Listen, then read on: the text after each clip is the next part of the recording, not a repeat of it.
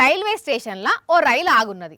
ఇక రైలు ఎట్లా ఆగే ఉన్నది కదా అని ఓ అన్నగారు దాని కింది నుంచి ఈగిపోదామని చూసిండుల్లా. మరి అదే టైంలో రైలు టక్కున కదులుతే ఎట్లా చెప్పుండ్రి.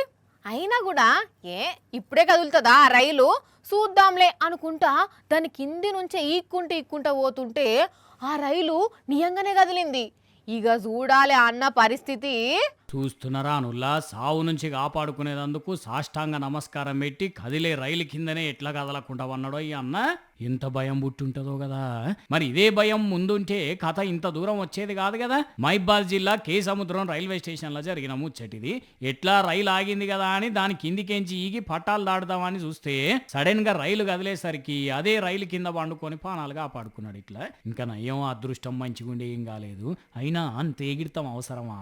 ఇక ఈ కథ ఇట్లుంటే గీ మోతెవరు చూడండి ఇంకేడవన్నాడో.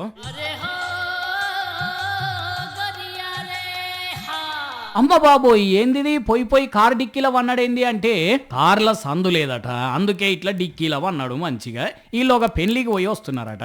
ఆయనతో మొన్న ఢిల్లీలో బ్లాస్టింగ్ జరిగిందని పోలీసులు అన్ని కార్లు చెకింగ్ చేస్తుంటే ఈ కారు కూడా చెకింగ్ చేసి డిక్కీ ఓపెన్ చేసి టార్చ్ లైట్ కొట్టేసరికి ఆవలింపు తీసుకుంటా అప్పుడే నిద్ర లేచి తెల్లారిందా అన్నట్టే లేస్తున్నాడు.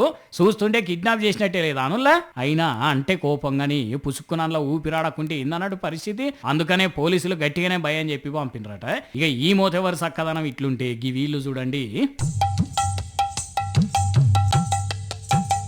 ఇట్లా వెనకాలనే కాదు, బస్సు డోర్ దగ్గర కూడా బగ్గమంది నిల్చున్నారు. పెద్దపల్లి జిల్లా మంతని నుంచి తాడిచేర్లకు పోతున్న బస్సు ఇది. పుసుకున్న చెయ్యో కాలో జారి పడితే ఇంకేమన్నా ఉన్నదా? బస్సు లోపలికి పోదామంటే ప్రయాణికులు ఫుల్లుగా ఉండేసరికి ఇట్లా పోతున్నారు. తర్వాత కొద్ది దూరం పోయినాక డ్రైవర్ బస్సు ఆపిన వాళ్ళే వెనక నుంచి దిగొచ్చి డోర్లో నిల్చొని పోయిండట. గాని సాలినన్ని బస్సులుంటే ఇసొంటి కష్టాలు ఉండయి కదా అనుకోబట్టిరట.